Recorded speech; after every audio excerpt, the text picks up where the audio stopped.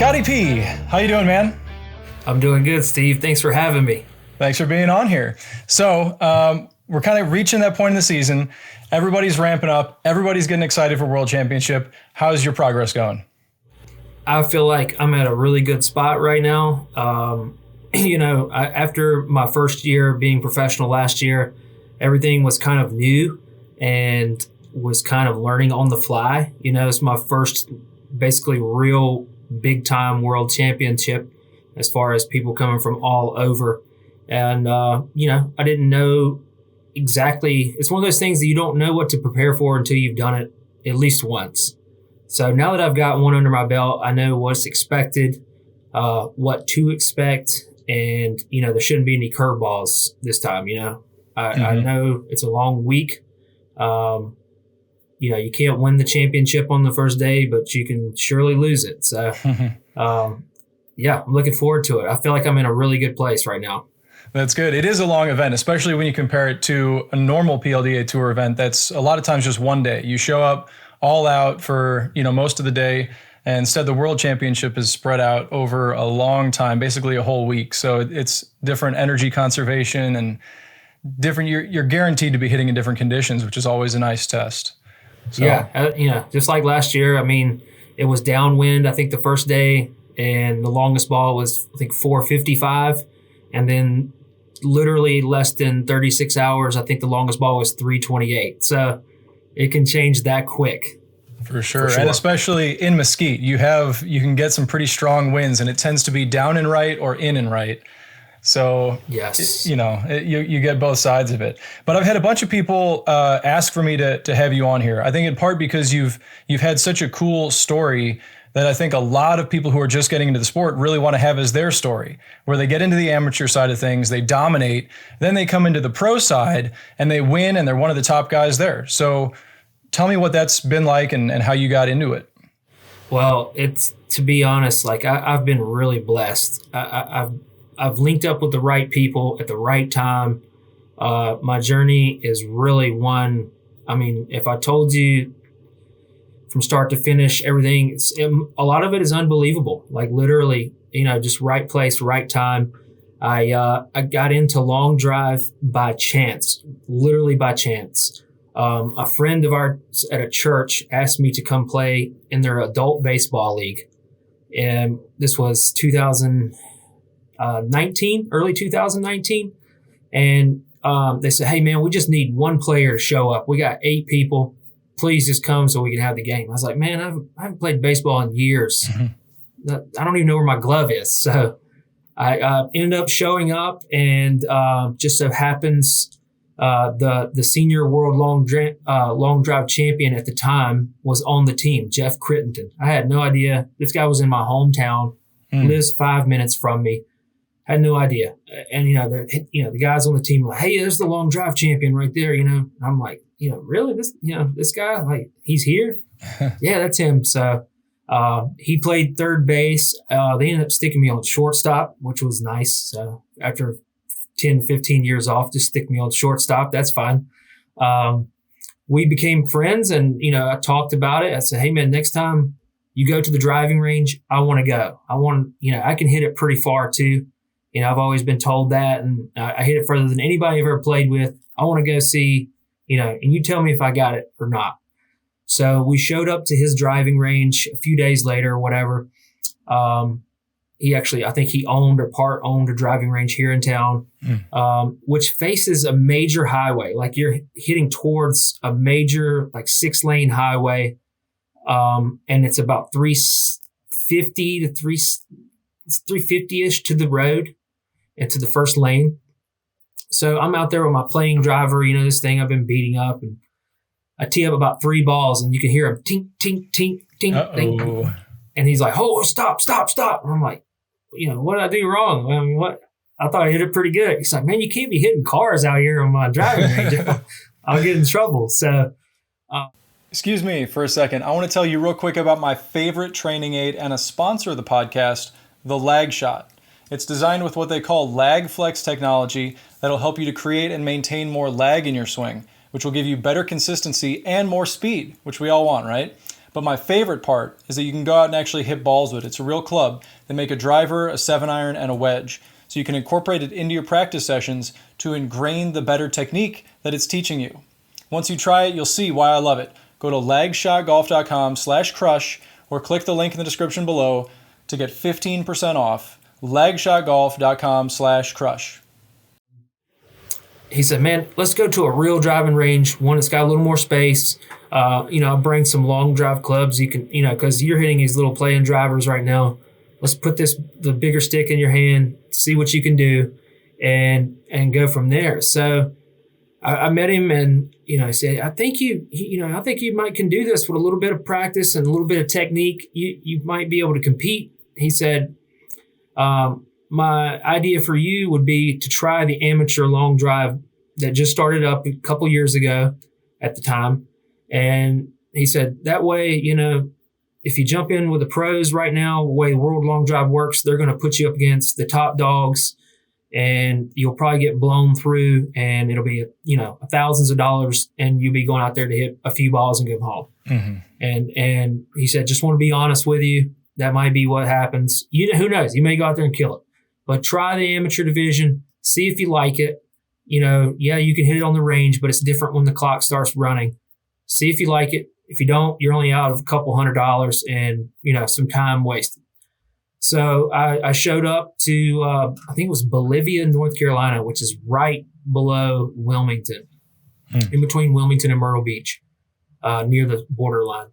And I didn't know what I was doing. I showed up with one club I bought off eBay. I had a few tees. I brought my whole set of clubs. I didn't know if I should look the part or not. So, we show up and hit some balls, end up winning the event. So I was hooked immediately. I was like, man, this is cool. You're vibing, got all this adrenaline going. You're excited. When's the next one? We're literally driving from Greensboro, North Carolina, and they had a lot of events at the time in Myrtle Beach area, because that's where their headquarters was. They had a lot of events around there. So luckily I was in kind of a good spot where I'm driving distance to events where I'm not having to spend a lot of money. So I'm literally driving down day of, hitting some balls and coming home that night. So ended up winning, I forget how many of their events, just about every event they had that I went to, I won, and ended up winning their world championship in 2019. Had you gotten like real long drive equipment at that point? I was still I was scared to change anything. Like I had found that one club that I bought, I've always been good at adapting to whatever the club, and not the club adapting to me. Mm-hmm. So I could take any club and hit it and learn how to hit it and just change whatever I'm doing at the time. What was the club you were? I bought, I remember, I did not ever want to let this thing go. It was an X2 Hot. It was a long drive club. It had the LDA, the stamp across the face. Yeah. That's one of my favorite heads. That's actually, so nice. I use one of those a lot of times when I go out on the course to play, because it's got, at least the one, I think probably the same for you, 6.5 degrees aloft. So mine was a 5.5. So it was a half. So yeah, that was the last one I remember them making in a half degree of staggering. So this one then I can put up to 7.5, and it's like perfect for the course. And I know that head it was fast and it was durable.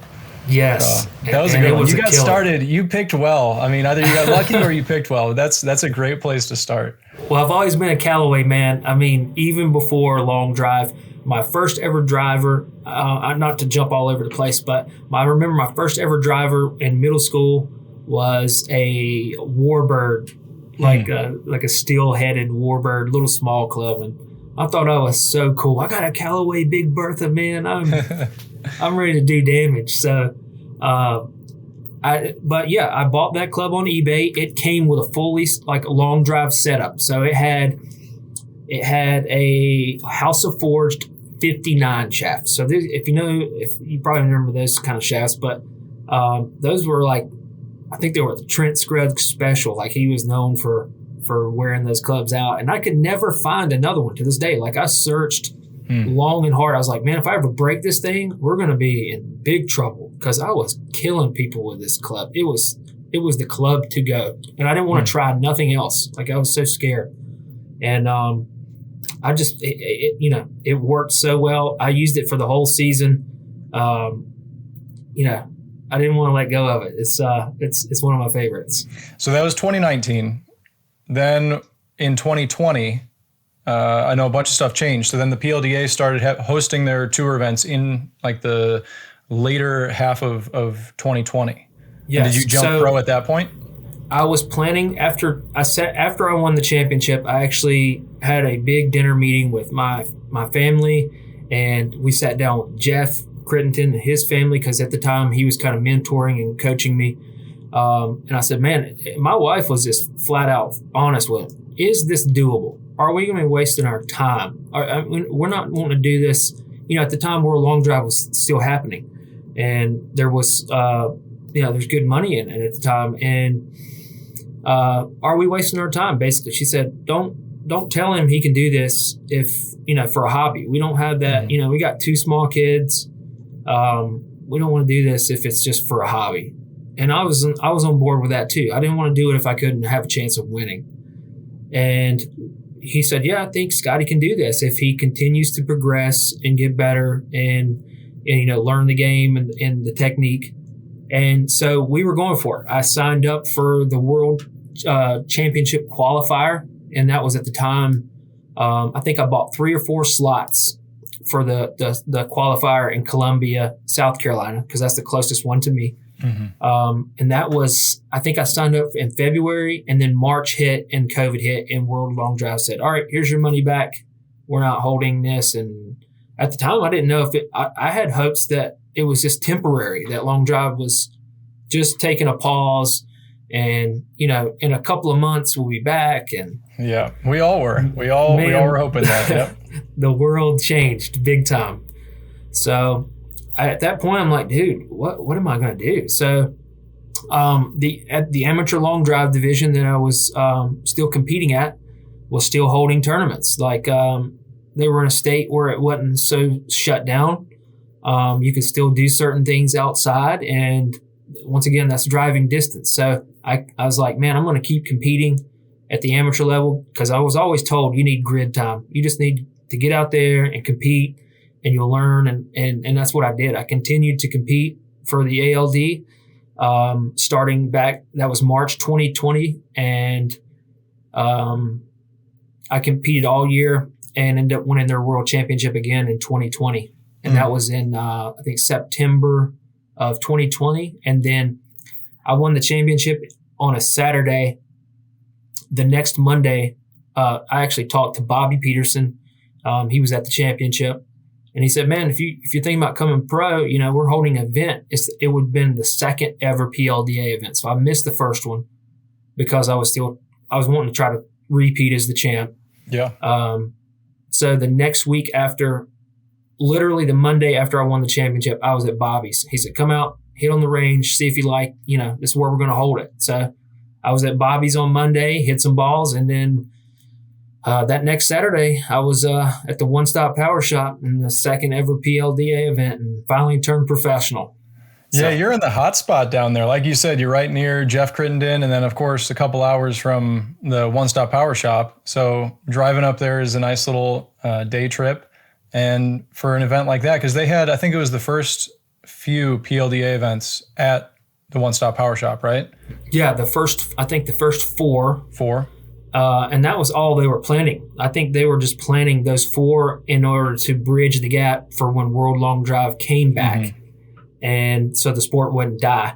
But I don't think the intention might have been to ever actually be what it is today. It was just kind of a bridge. And it turns out, it picked up the torch when they dropped it. And for sure. They ended up having the national championship in Memphis that year. It wasn't even scheduled. But after they found out that the World Long Drive, I think, had collapsed or folded, or however you want to put it, then they decided to have a championship there. So that was fun.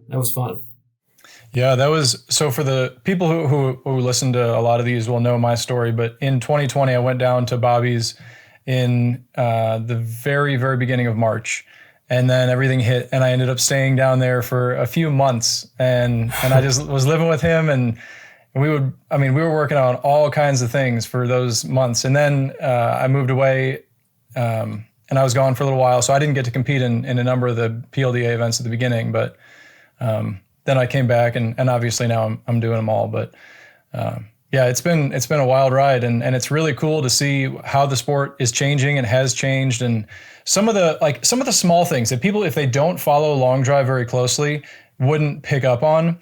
But like for me, the format change that the PLDA did when you get to the top 8, where they do 2 groups of 4 doing a shootout instead of going to match play, I think that is awesome. That is so much more exciting for a viewer, and also I think it gives you a more fair competition instead of just match play whittling its way down. So yeah, I mean, that's like a tiny example of what they're doing well. But of course, when you have people like Bobby Peterson, Ryan Riesbeck, Rob, I mean, Landon, there's a big team. They know the sport so well. They're of course gonna run it as somebody who knows it that well would. And hopefully people who are more casual viewers of the sport would be able to pick up on some of those things. So yeah, for sure. I remember when I became a part of the PLDA and joined, they were literally like grassrooting every event as far as, hey, they were asking us feedback. What did you like? What didn't you like? What could we do differently? And everybody had their opinion, and hey, it kind of raveled together into making this solid unity that, you can't please everybody, and that Sure. goes with anything. So there's always going to be someone who's a little upset about one thing or another, and that's the competitor nature in anyone. So if you're not mad about something that didn't go right, sometimes, maybe you weren't all in, or who knows. Yeah. But that's the beauty of it. They molded it from the ground up, brick by brick. Mm-hmm. And, I never got to compete in the World Long Drive, but, everything I'd ever heard about it, there was different opinions one way or another. I never got to experience it. So I was literally learning as we were going with them. And, I kind of just sat back and listened and tried to make friends with some of the guys who had been doing it to try to learn. I know that, I don't know if sometimes when you get in a competitive mode against somebody that's trying to take money from you, it's maybe not the thing to do with, hey, man, what do you do differently? This, that, and the other. But like I said, from the very first time we just started this conversation, I have been blessed with walking into the paths of the right people at the right time. It literally is the Lord's favor. There's no way else to make it up. It's just, I never imagined when I won that first ALD championship, when Bobby was helping them out at the time. I never expected him to be my coach. I mean, he's coaching the best people in the world, and here's some guy in a purple shirt out here hitting balls, and here I am now, on the One Stop Power Shop team, and they welcome me with open arms. I mean, it really is a blessing in every way. So since you brought it up, let's talk about it. Tell me about the purple, your logo, all that. Okay, so when I first started doing the amateur long drive, I said, man, I want to kind of do this. And for those who don't know, my son was born at 24 weeks, so he was over 3 months early. Anytime it's more than a couple of weeks, it's really scary. They call it being a preemie. So, but when he was born that early, we come to find out the term micro preemie, and I was like, what is that? I've never even heard of that. A micro preemie. So that's any baby born before 30 weeks. So he was born at 24. It's 1 pound, 9 ounces. He literally could fit in the palm of your hand. Wow. They took my wedding ring off, which is also purple, by the way. They took my wedding ring off, and you could literally slide it up and down his entire arm, all the way to the shoulder. So that puts in perspective of that. So he battled for 105 days. He's 4 years old today. I'll say he's all right. I didn't want the story to sound negative, like it ended in a bad way.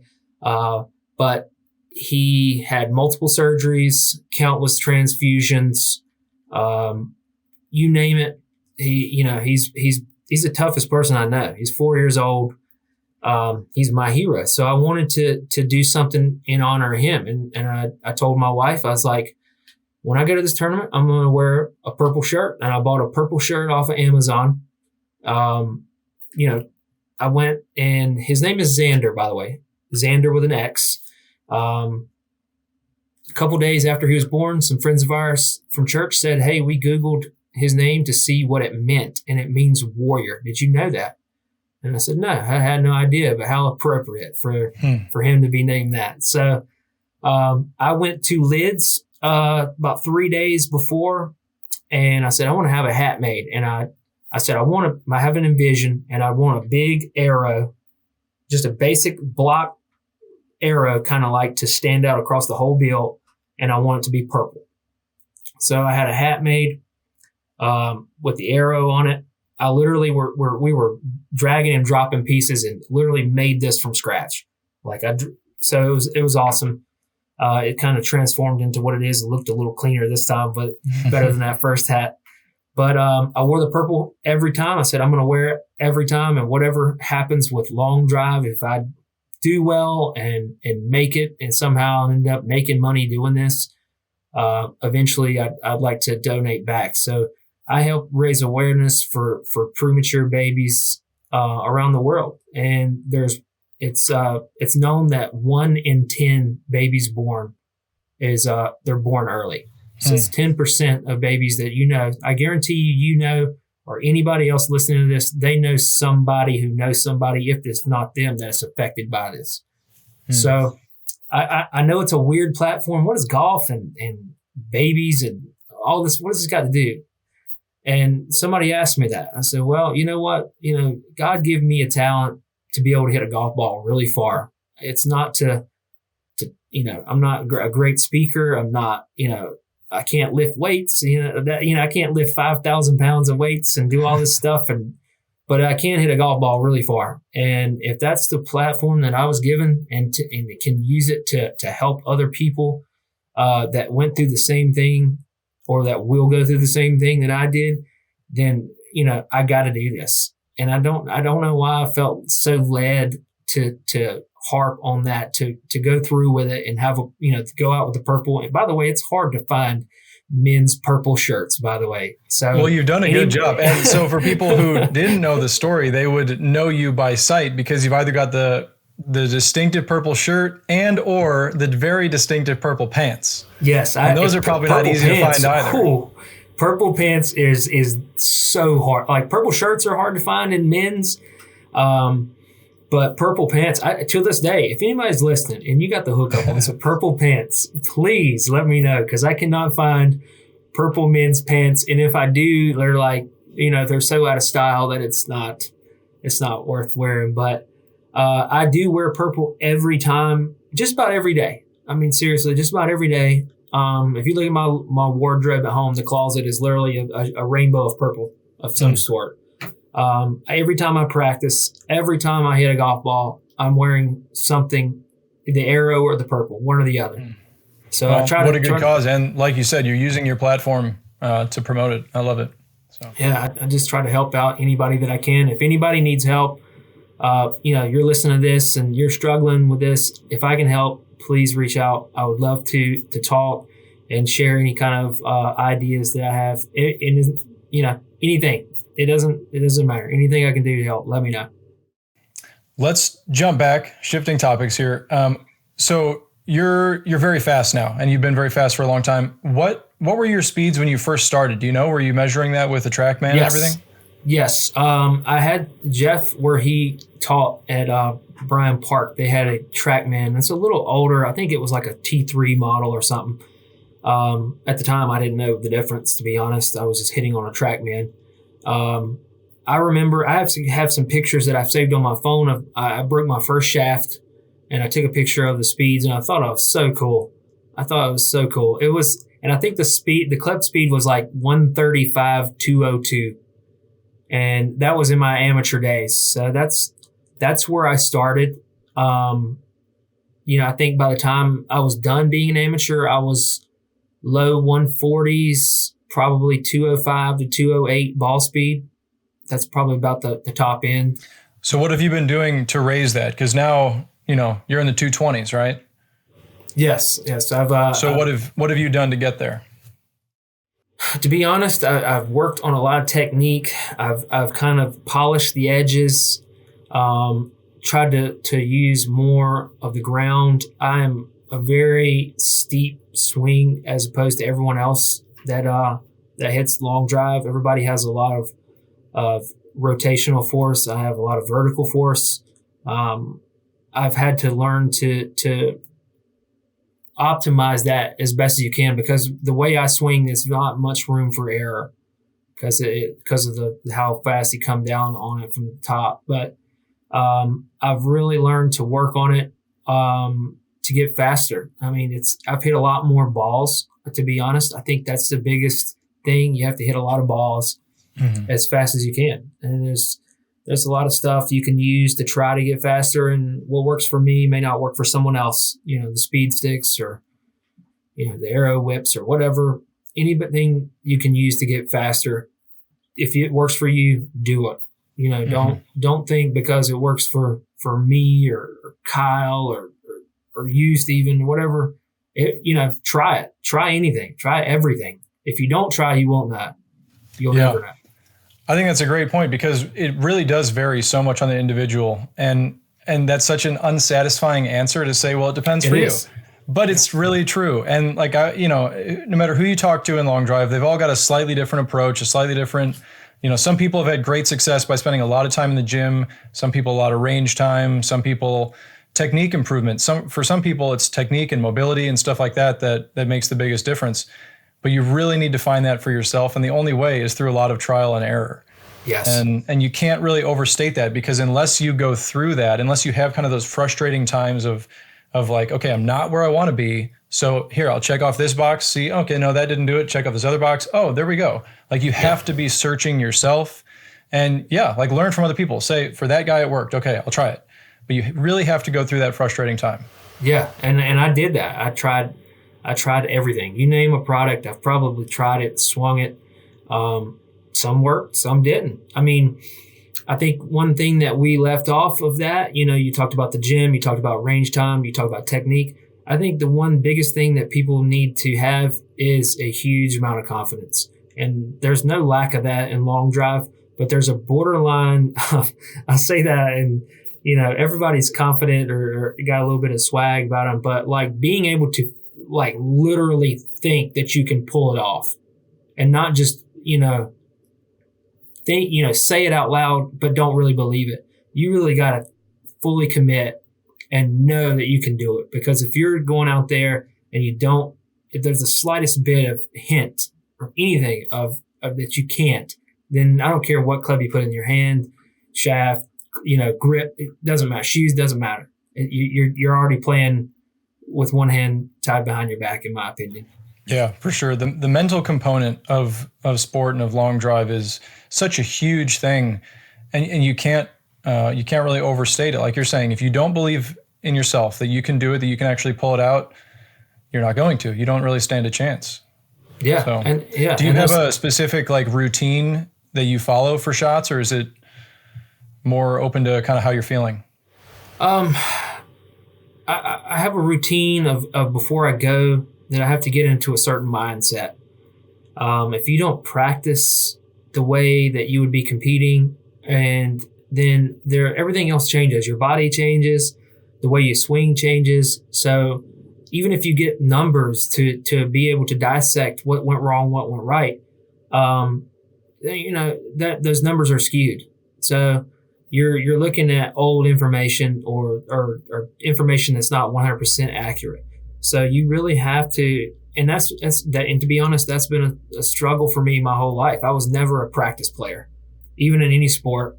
I'll be the first one to tell you, going to baseball practice or basketball practice where I grew up playing, practice was fun. You go through the drills, you go through the motions, but I didn't always give it everything that I should have looking back. And, that happens when you get older and you notice stuff like that. But, always when I go to long drive, I'm hungry. I'm ready to eat. So I have to get in that mindset that this is business and it's time to go to work. So yeah, if you get in that mindset where you take it serious and every shot is your last, then I feel like you're not letting yourself down anyways. And also, if you're going 100%, then you know what the equipment is capable of, what it's doing, what it should be doing, what it shouldn't be doing. So that way, you know, instead of getting up there and having all the adrenaline going and the stuff not work right, or your body not move the way it should be or like it does in practice. So that's what I work the hardest on. So does it change a lot for you, like in Worlds? Because we talked about that a little bit. On the first day, the first round, when you're, when it's a group of 16, you're hitting 5 times. Does the first set, like, is that different? Because in my opinion, you do have like different emotions there, where typically you want to just kind of put a good shot in, and if you're doing that, you're going to be advancing. Later, and that's not always the case, but later is usually when you have to hit your better ball, right? So does your approach change, or do you kind of go all out, this is my last ball every time? I know I tell myself to tone it down a little at times. Hey man, just try to get one in. And I know that's the worst thing to say to long drivers. Just try to hit the grid. I mean, it's the easiest thing to say, but it's the hardest thing to do.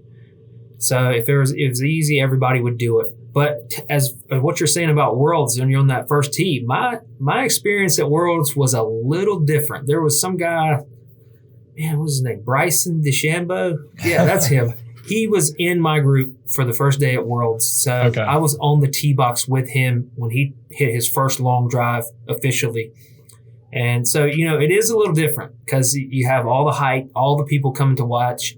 Not to watch me, of course, watch him, but it was fun. It was fun. So it did add an extra bit of adrenaline that I probably might not have had on the first day, but I needed that, and it made me come correct. Like, you don't disrespect the game. Everybody's coming for you.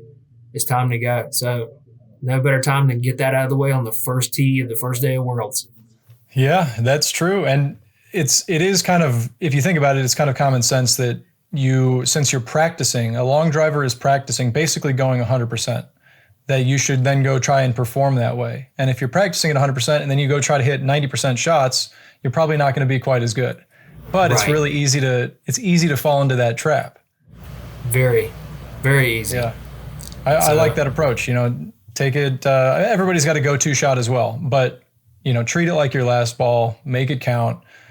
And, there's a kind of a notorious set that happened in 2019, I believe, in Atlantic City. I won't mention who was hitting, but there were a couple guys that had a really hard time finding the grid. And it took a lot of balls for them to find it. And I would imagine, I don't know, I haven't asked them, but I would imagine that they were trying to tone it down and just trying to put a shot in play. And that's just not how typically a long driver will prepare. They probably would have been better off to just go all out. Yeah, and that's what, sometimes when I feel like I get into a little bit of a rut or where I'm not hitting that great, I almost find that sometimes I feel like I'm going 100%, but like when I look at the numbers and stuff, it's like, that's not full. And it throws, as long as a backswing, as most people have probably seen me swing, I have a really long backswing. If I take off a little and it doesn't get almost all the way, parallel, vertical, vertical, as long as my shaft doesn't get all the way vertical, if I take off a little and it doesn't get all the way there, it throws the rest of the timing off of my turn, especially as vertical as I get with standing up taller than most. Yeah.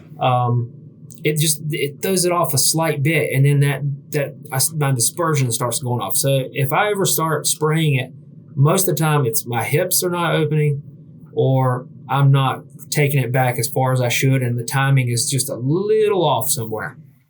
Yeah, it's funny that you started your long drive career with Jeff Crittenden, because you guys have like opposite swings. He's got this compact, relatively flat swing, great swing, because I think he was a tournament golfer, maybe still does some tournaments. And then not saying you don't have a great swing, because you do, but it's very, very different, very up and down, like you've been saying, and very long. And it's funny that you two guys would be paired up from the go. Yeah. So yeah, I learned a lot from him about working the ball and the spin. Being around him, you hear about, hey man, he maybe not the most fast guy in the world, but could flight it and had the right spin for different occasions. And I'm looking at that and I'm like, man, I wish I could hit it a little bit lower like that. And so it may be that our paths crossed in that way, that he had something that I didn't, and it helped to rub off on me a little. So as I've done more long drive, my swing definitely has gotten a lot longer, and it didn't used to be this long. So I'm not saying it's the right thing to do, but if you're having trouble, it's the right thing for you. And I know back a long time ago, John Daly said if he tried to shorten his swing and bring it to parallel, he was going to have problems. Yeah. And so you got to go with what your body is, comfortable with and capable of. And for you, like you're saying, that full swing, that works. Yeah, it does. I've done, I'm not sure if it makes you any more tired, or I don't know the long-term effects that it may have on you, but it's working pretty good. And when I'm on, and it's hard to beat. So sometimes. So how close do you follow the numbers? I know the other day I was watching on an Instagram Live, you and Bobby and Colton were all hitting, and you're looking at different like angle of attack and stuff. How closely do you follow that now? A lot more than I did. When I first started, I was an anti-monitor kind of guy, and I just believed in what I felt and what I saw. And that might have been okay for the amateur stuff. I may have, in not an arrogant way, maybe have out-talented some stuff and got away with being as fast as I was and could hit it further and kind of got away with it. But the more, as you know, being around Bobby, it's super technical. What can be measured is measured. So, he looks at different things for each one of us and has us working on different aspects of the game and different numbers. Every time I go to Bobby's, I feel good going there. And then I'm like, man, that was, it felt like somebody slapped me in the face, because they were like working with something. And I didn't realize there was that big of a hole in my game. And, I thought I was cruising and felt confident. And he's like, hey, man, we got to do this, that, or the other. And I'm like, man, I've never even worked on that before. I don't even, So I look closer at certain numbers, most of the time, you don't look at certain numbers unless you have a problem in that area. Right. And that's what I'm finding out. So the faster I get, the more balls I hit, sometimes little things get out of line, and that's where Bobby's like the chiropractor, popping your spine back into line. So that's what I need. For people who like the numbers, what are typically like your path, angle of attack, stuff like that? Path, I try to hit a 4 degree. Left or right? Left. So I swing from in to out. I'm predominantly full right. Yeah. So I'm a predominant, a -4, I think, right? -4. It depends on what. I think that would be out to in. Yeah. So I'm an in to out 4 degree path. Okay. So, and that's what my monitor shows me. So that's what I go by. And as far as attack angle, I'm a really high ball flight. So probably, a lot of people hit it high, but I hit it really high, like abnormally high. So my apex sometimes gets over 200, 210, which is sometimes good for downwind. And I'm a low spin guy as well. So I'm a weird shot shape type. It's ideal in certain conditions. In certain conditions, it's not. So I'm learning that the hard way. The last few events that I get knocked out, I'm losing by 1 or 2, 3 yards and getting put out. So that's the difference in a bounce or a little bit of spin. But right now, it seems to be my number that I'm working the most on is attack angle. So okay. That's what I've seen, kind of going against conventional wisdom, I've seen people like you and Colton hit a high ball into the wind. And if it's low spin, if it's a low spin shot that you can just launch up there and it'll soar, that's actually a really good shot. A lot of times people try to flight it down into the wind, and then it can get too spinny. Yeah. So whenever it's windy in my face, I don't feel as though I need to change much. Everybody's like, you need to hit it lower. You got to hit it lower. but the speeds that we produce and the launch that I hit at, I'm a really low spin guy, so I'm a sub 2,000 most of the time, almost to a fault. Sometimes it just drops out of the air, which is not good. But when it's in the wind in the face, I eat up a lot of stuff, a lot of grids. So, as long as my spin axis stays intact with that high launch and the low spin, then I'm gonna take my chances with it. So it's like you ride the horse you bring to the race, and that's what I do well. And you start tweaking things and trying to do things you're not capable of, or your body may not want to do with your swing, then you're going up there already pretty much defeated anyway. You just don't know it. Yeah. So let's talk a little bit about training. I've talked now, thankfully, on a lot of these podcast episodes with people that know a lot of stuff about training. I'm a trainer as well. But what have you been doing because we already said you've really gained a lot of speed in the last couple of years. So what do you do in the gym, and do you think that's helped you much? Well, I was kind of blessed before I'd been working at FedEx for 12 years. So I was a delivery driver, and I had a heavy route. So I delivered over 250 boxes a day. So my workout was work. Like I worked out a lot, and it's in the heat. And I did some minimum gym training, just enough to kind of keep my joints and then ligaments healthy and repair them from all the rigorous exercise at work and hitting balls and stuff. Never did really any heavy lifting. I just never been that great of a gym rat. It's been a real discipline. I've had to work hard at it to stay committed to go into lifting some weights. I've had some good guidance with that, some friends who have helped me out. So I've been pretty blessed with that. But yeah, I mean, as far as training, I've tried to eat better. It's now a little more serious now that I'm at this level with the eating and putting what's in my body. It wasn't a thing for me 4 or 5 years ago to eat a pack of Oreos and then go play basketball for 3 hours. So my metabolism was a lot higher. But now I just want to be able to perform at the highest level and not regret, hey man, if you'd have just done this differently, maybe this would have happened. And I don't want to live with that. I'm getting, as far as compared to these other guys, I'm a little bit on the back nine for long drive as far as in the open division. So I'm not super old, but I'm 30, I'll be 38 this year. So I am getting up there, but to be honest, I like where I'm at as far as the speeds, conditioning.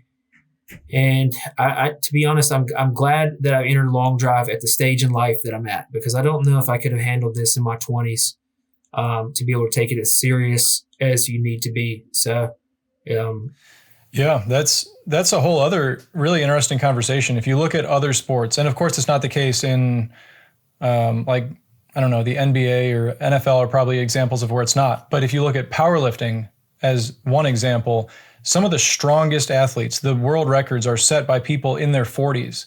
So they've just had more training time to get the strength and build up.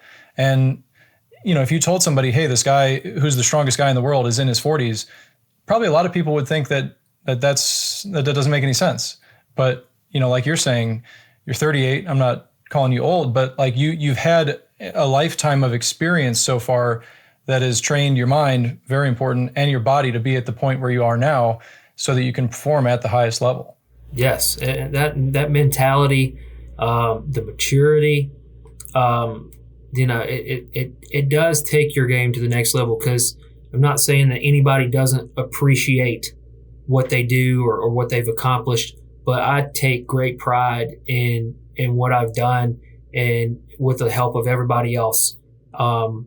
You just almost, at this age, I appreciate things so much more than I did, in my 20s. And we think we're bulletproof, at 25 years old, and nothing's ever going to go wrong, or, but life happens. If you told me 6-7 years ago that I'd be doing what I'm doing now, probably would have laughed at you. I mean, yeah, I would, I wouldn't have been married. I didn't have kids. I wouldn't be hitting golf balls daily, getting to travel around to hit golf balls for people. It's unreal. Like I said, it's unbelievable at times when I sit back and think of where I'm at. It's a really nice thing that we're seeing in the sport, where there is that level of professionalism and maturity that obviously a lot of people still have a lot of fun, but people do have to take it very seriously. You have to train like a professional, you have to eat like a professional, you have to recover like a professional, or you're going to be falling by the wayside. So it's good to see that. But let me then kind of continue on what you're saying. So you travel around, you do a lot of different charity hitting and stuff like that.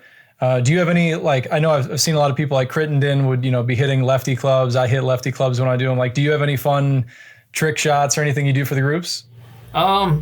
Well, not particular, but every once in a while you'll get these groups where there's 2 or 3 threesomes. They work together or something. They're playing back to back. And I was hitting for a guy the other day. He said, "This next group is our buddies. Hit the worst shot you've ever hit for them just to see what they do." So I was like, okay, and they literally hung around the tee box after I'd already hit their ball for them. So they're waiting on their buddies to come up. "Hey man, the long driver's here. Let him hit your ball."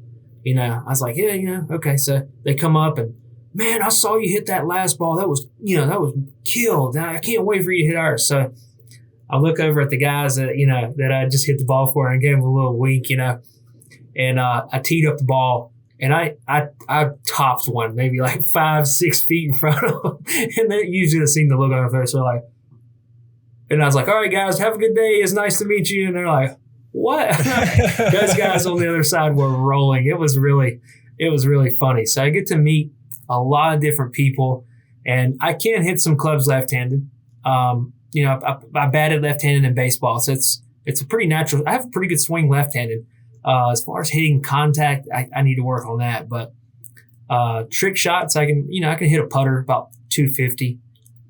Just throwing it up in the air. So it's really fun to meet different personalities at those events. My favorite thing is when they challenge me. They're like, "Oh, I hit it really far. Let's double the donation or whatever. I'm going to bet you." And so I give them 2 options. I say, "Okay, first of all, deal. I'll take whatever challenge you want to give me. But how about you hit your driver and I'll either hit my 3-iron or my driver sitting in a chair." And usually they'll pick the driver sitting in a chair, but either way, it's pretty much a lock, and it's a lot of fun to do that. I got to bring a chair out and try that. I've tried it on my knees. I've done it on my knees a few times. I really want to try hitting it through something. I've seen all the older crowd, they would hit it through phone books, but in this generation, who has a phone book? I mean, I need to find a phone book or a huge watermelon or something to try to hit it. That would be fun. Yeah, that'd be good. So you said you played baseball. I guess that would be kind of a continuation of our training question. That's your athletic background then? Yes. So I grew up, goal from day one, I thought I was going to be a Major League Baseball player. That was my dream. I was really good. My body probably limited me. I was a late grower. So I was a really small kid growing up. But pound for pound, I threw some gas, to be honest, to be that little. And but my body didn't keep up, and everybody outgrew me, and I was kind of smaller in high school. For instance, my sophomore year in high school, I was 5'2" and probably 130 pounds or something. Wow. And in my junior year, 1 year later, I was 6'3" and was 190. So I went major growth spurt in high school. So I went from being the small guy on the point guard, to being the tall guy on the team and being the point guard at the same time. So it kind of helped me in ways because my basketball ability kind of surpassed my baseball ability because of that growth spurt and the position that I played. So I was a pretty good basketball player. I probably could have went on to a smaller school and played, but life situations happened after school, and had to take care of my father, which is a whole different story. But he was elderly, and I had to take care of him. and it was just me and him. So I was raised by my father alone, just me and him growing up from the time I can remember. So, when he got ill, it was really hard, and it changed everything. It changed my whole path in life, and it put everything sports wise kind of on hold for sure. And I didn't pursue anything after that point, and just kind of picked up where golf was and had it as a hobby, and that's kind of where I was. Yeah. Well, I asked, and not to ignore the importance of what you just said, but I asked about the sport in part because obviously there are a lot of people who have those other sport rotational backgrounds, hockey, baseball, and even if they don't spend a ton of time lifting weights in the gym and whatever, they've like trained their body, or that's how they naturally are, and then they're great at carrying that rotational ability over to another sport, which you're now doing. Yes. So, yes. So I think that pitching background, throwing all those innings and hitting all that BP we were at a ball field every day, me and my dad, hitting bat in practice, just me and him, throwing ball. I literally was told stories that when I was in a walker, I was already throwing ball, and they were watching TV, and I'd throw a ball, hit him in the face. Wasn't even walking yet. So, throwing motion is always kind of translated into a golf swing from what I understand. And I can definitely vouch for that, because I think that's where that golf swing background helps out with me for sure. Yeah, and I think it does carry over, especially to a powerful golf swing. And there are a lot of instructors and a lot of players who would attest that, that throwing motion, this would be like on the golf plane, but that's, the throwing motion, that is where you get a ton of speed. And sometimes people are taught out of it because they hear you got to rotate through, you got to hold the lag, whatever it may be.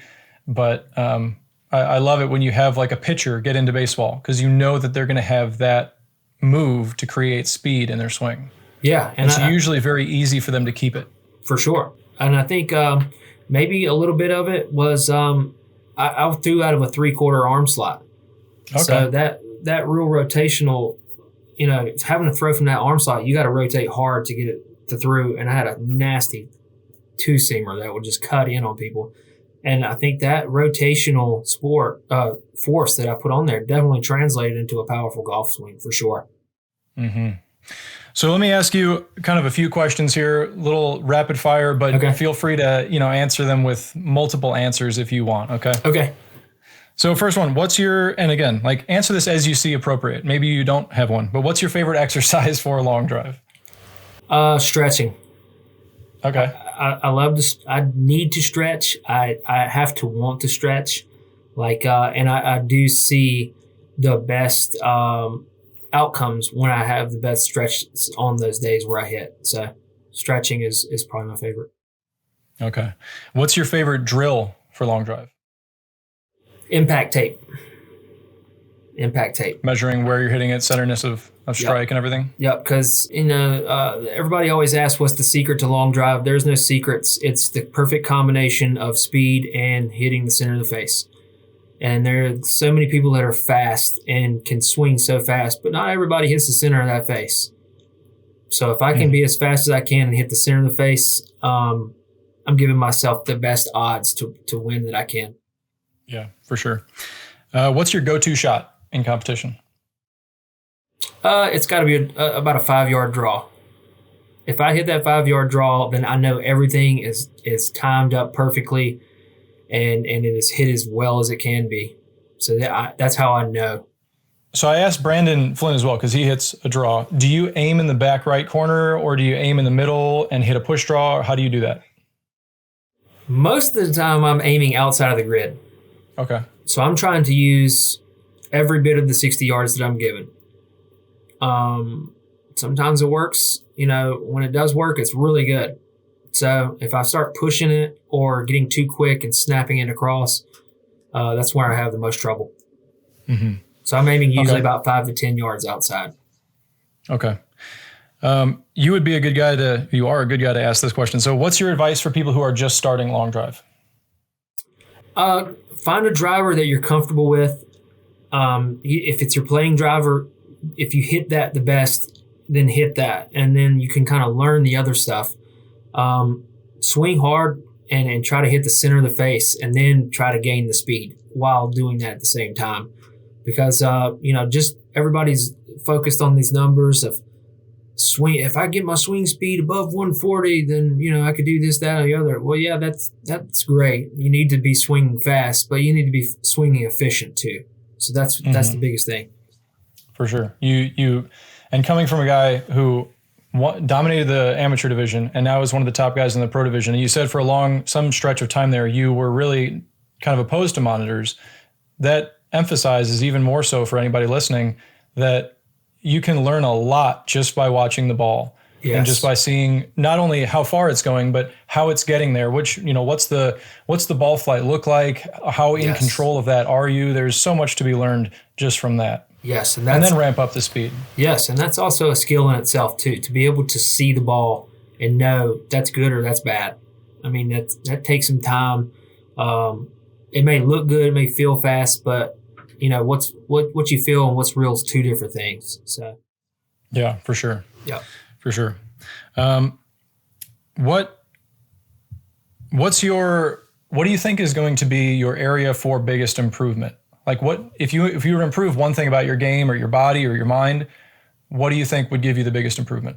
I think the biggest improvement for me would be to put more balls in the grid. And I know that's really cliche and that's what everybody's trying to do, but I'm producing great numbers. Just a little inconsistent on hitting the grid as much as I would like. If I can give myself more opportunities for a gust of wind or a bounce here or there, then the odds are going to go up in my favor for sure. Mm-hmm. So I think that's what I need to work on. Yeah, it's a good answer. What's your motivation as to why you want to compete and why you want to be a long driver? Well, of course, I the purple for Breamy, so I always remember where I came from. But my motivation is, I always kind of in the back mind, like, you're not supposed to be here. This is not you. You were counted out a long time ago, so prove them wrong. And that's literally what I try to do every shot, prove somebody wrong. It's a strong motivation. That's good, man. What's your favorite moment in your long drive career? My favorite moment was, believe it or not, last year in Connecticut, my first win on the PLDA. There wasn't a lot of people there for the event, but the quality of the opponents was there. So to the final four, I beat Kyle, Landon, and Ryan Steenberg, who are current number one and two former number ones in the world to win the tournament. And it was so unreal. I didn't even realize that it had happened. I was just so kind of blacked out in the zone that I just was hitting 6 balls, and I was just doing the best I could and leaving it all out there. And I had no idea that I had even won, to be honest. I was that far, I wouldn't say out of it, but like I was locked in and it was going to be hard to beat at that time. So it was really emotional, and that's something that I'll never forget. That's awesome, man. Very cool. So, that's all my rapid fire. It wasn't all that rapid, but I'm sorry. I answer a lot of questions, a lot of words. I'm sorry. No, that's great. I love it. So where can people follow you on any social media leading up to Worlds? So I'm on Instagram, Facebook, LinkedIn at Long Driver Scottie P. And that's Scottie, Scottie, no Y. Long Driver Scottie P. We try to post real stuff with our family, and you get a up close look at me and my crew and what we do on a daily basis. So it's not just your typical, hey, look at my long drive swing and look, I'm hitting balls, and that's fine, and that's not a knock at anybody, but we post everyday stuff. Me and my daughter playing golf and doing everyday stuff. So it's a fun account. Please follow if you get a chance. Awesome.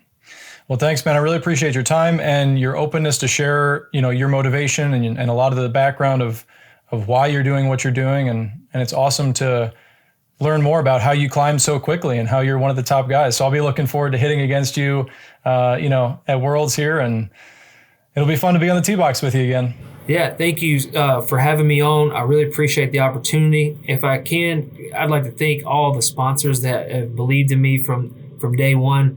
I hope you're still watching this. Callaway Golf, Marco's Pizza, my orthodontist who has given me a great smile that I've always wanted my whole life, Basil Orthodontist. See, they're working on me hard. So they're trying to make me pretty, and it's a really hard job. So, my wife who does everything. I mean, I couldn't ask for a better partner to do all this stuff with, so I couldn't do it without you. And most of all, Jesus, who let me have this opportunity, because without him, I wouldn't be sitting here talking to you about golf, or wouldn't be sitting here at all, to be honest. So I'd like to thank all those people. I know that's just the truth, everybody. I'm sorry. So I love it, man. Love the truth. Love it. All the transparency and openness, and I'll be following you. Like I said, hopefully everybody else will follow him as well. And thanks again for your time. I'll see you in a little bit. Yeah, thanks, Steve. Thanks, man. Bye.